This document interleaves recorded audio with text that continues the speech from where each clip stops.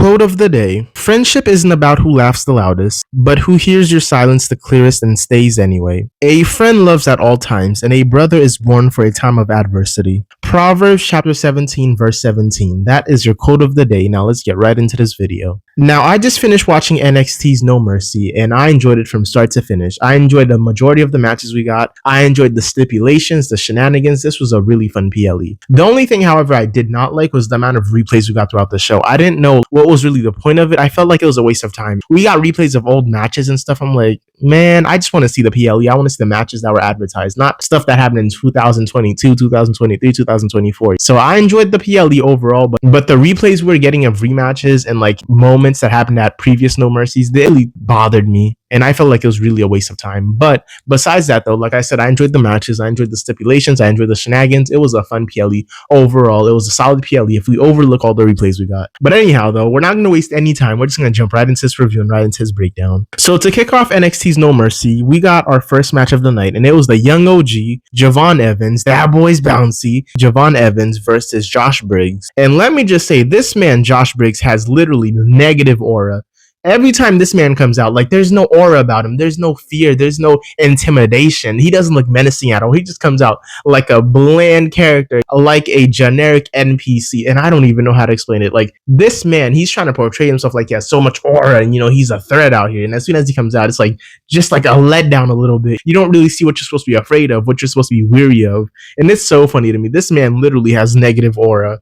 But anyhow, though, let's just talk about the match. This was a really good match. It was really entertaining. And I wasn't really feeling this match for the first 5 minutes. I'll be honest with you. It started off a little bit slow, and mainly because Josh Briggs was getting his offense off first. So it was kind of slow. It was kind of like clunky. But as soon as the match started picking up, as soon as Javon Evans started doing his high flying moves, flying all over the arena, all over the ring, everything started flowing. So like the first 5 minutes was a little bit slow, a little bit boring. But when it started picking up, the match picked up and it never stopped. It just kept getting better and better. Javon Evans, like I said, was literally all over the ring. He was flying all over the arena. And this man was incredibly entertaining, as always. And he even managed to make Josh Briggs look entertaining in the ring as well, which is no easy feat, no small feat. And I'm just being funny. I'm not nothing against Josh Briggs. I'm just cracking jokes. But yeah, he even managed to make Josh look entertaining in the ring. So that was, like I said, no small feat by any means. So I'm gonna clap it up for the young OG. But anyhow, Javon Evans absolutely stole the show. His high-flying moves, the aggression he brought, the charisma, the pressure that he felt to prove himself tonight, it made that match so much better. It made the match that much better. Anyway, so at the end of the match, the young OG was able to hit his finisher on Josh Briggs for the win. He hit the off the top ropes cutter for the win on Josh Briggs, and that was the match. But overall, though, the match was really entertaining.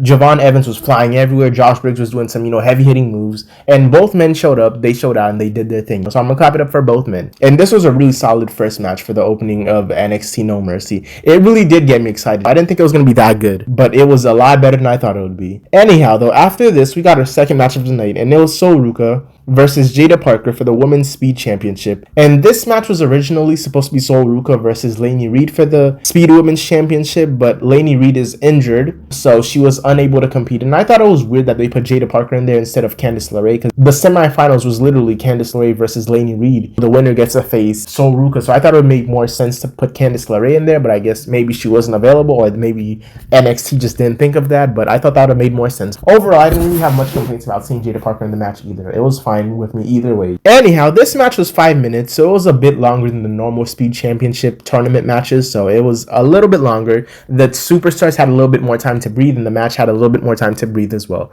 which really benefited the match. It was a lot better than most of the Speed matches I've seen over at NXT. They had more time, more spots, more cool moments, so I'm gonna clap it up. It made the match a lot more bearable, a lot more things to see, a lot more to talk about, so that was pretty cool. The match overall, though, was pretty decent, but due to interference from Zarya and also interference from Lash Legend herself, Sol Ruka was able to pick up the win over Jada Parker by hitting a Soul Snatcher on Jada Parker for the win. And Sol Ruka was actually able to pick up the win with 11 seconds left on the clock. Anyway, so after this, we got to our third match of the night, and it was Blake Monroe versus JG, the Muscle Muffin, Jordan Grace, in a weaponized steel cage match.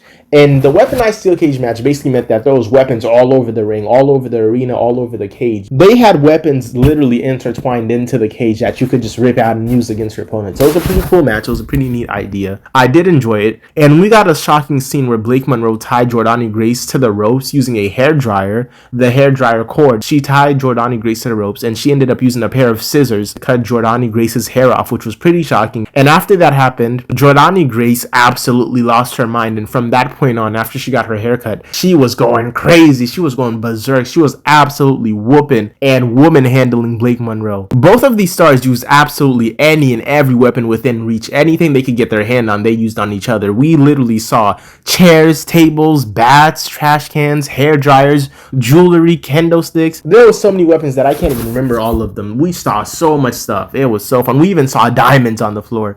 I'm like, Jesus. But these women were literally trying to tear each other apart.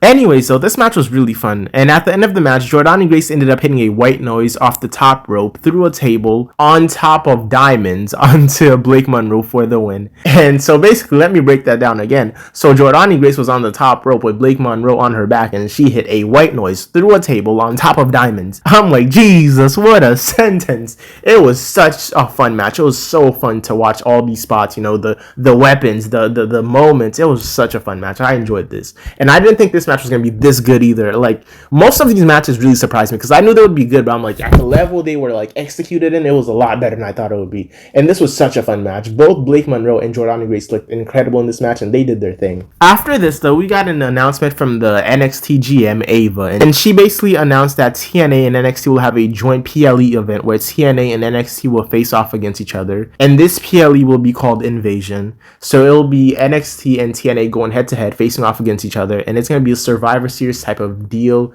a Survivor Series type of PLE, where you have one brand facing the other to see who's the ultimate brand, to see who's the ultimate company, I guess. But I thought that was a pretty cool idea, and I'm pretty excited for it, and I'm pretty excited to see what the match card holds, what superstars are going to see compete, what's going to happen. It's going to be a pretty fun PLE, so I'm really excited to see it happen. And I think that's a pretty neat idea as well. It's a pretty cool idea. I do like this, the fact that they're working together, the stars are showing up on each show, and like, it's such a fun thing. I really like it. It's really keeping NXT and TNA hot at the moment because you don't know what's going to happen next, so you have to be locked in and you have to be watching to see what's going to happen. It's a really fun thing. I'm really enjoying this invasion angle from them, this hijacking the show, the shenanigans, the antics. I'm really enjoying that from both NXT and TNA. But anyhow, after this, we got our fourth match of the night, and it was all ego, Ethan Page versus Tavion Heights for the North American Championship. And this match was pretty solid. We got a handful of crazy spots. Both competitors did their thing in the ring, and Tavion Heights, as always, brought the intensity, he brought the aggression, and Ethan Page brought his crash out energy. The ending, however, was especially cool in my opinion. We got a really neat sequence where Ethan Page power slammed Tavion Heights off the top rope, and then he turned that power slam off the top ropes into the twisted grin, his finisher, and he hit that on Tavion Heights for the win, which was a pretty cool move. I really enjoyed that spot. I thought that looked really cool, hitting a power slam off the top ropes into a twisted grin for the win. It was a really nice sequence. I really enjoyed this match overall, though. We got a lot of cool sequences, a lot of cool spots, and like I said, Tavion Heights, as always, he was aggressive, he was intense, and all ego brought his crash out vibes, and it just made a fun match overall. It made for a fun, entertaining match, and I really liked this match. It was a solid match. Anyways, after this, we got our fifth match of the night, and it was Vice City, Lola Vice versus JC Jane for the NXT Women's Championship. And this was a pretty good match as well. Lola Vice had some friends and family in attendance, which was pretty cool. She was celebrating before the match started. She was hugging her friends, her family, those who came out to support her, and it was a pretty cool moment. It was pretty neat. Seeing the proud faces of her friends, her family, I really like that. And you could tell how much this meant to both parties. So that was a pretty cool moment. The match itself had some pretty cool spots and pretty cool moments. Fallon Henley ended up getting kicked from ringside by the referee because she was trying to interfere and stuff like that. And we even got a mysterious attacker who costed Lola Vice the match. So we don't know who it was, what their intentions were. So I'm assuming we're going to find out on NXT or soon enough anyways. So that was a pretty cool moment in my opinion,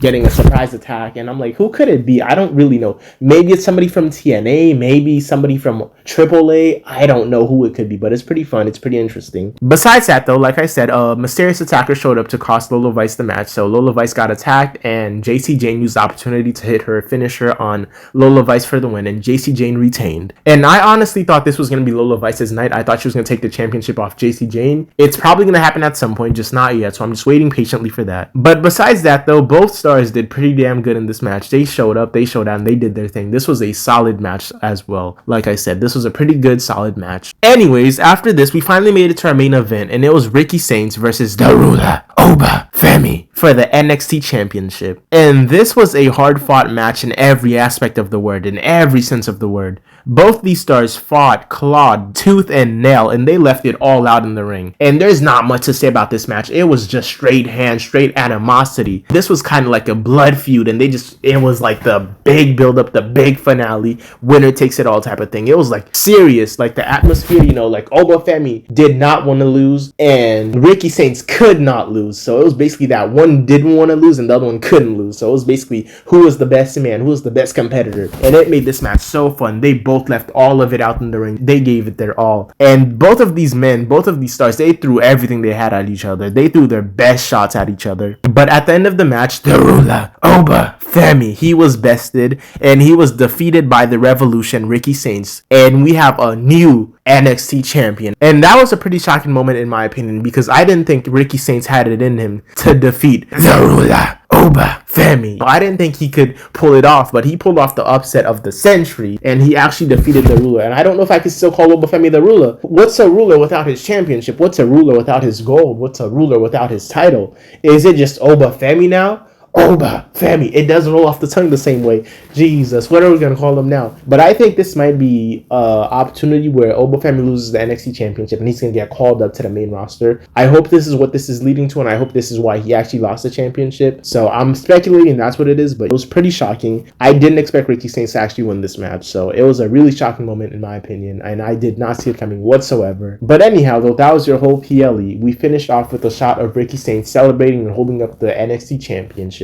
And that was your NXT No Mercy PLE overall. Anyhow, though, overall, I would rate No Mercy a solid 7.5 out of 10. Like I said, I enjoyed a majority of the matches. I enjoyed the moments. I enjoyed the stipulations. I enjoyed the shenanigans. Everything, most of everything was entertaining. I did enjoy this PLE from start to finish. There was a few down moments here and there, but that's with every PLE, every show, every brand. So nothing to really nitpick at. Like I said, the only thing I didn't enjoy was the amount of replays we got throughout the PLE. I felt like it was a big waste of time a little bit. But anyhow, though, I would rate it a solid 7.5 out of 10. Like I said, this was a solid PLE and I did really enjoy it. But anyhow, though, that was my breakdown and that was my review of NXT's No Mercy.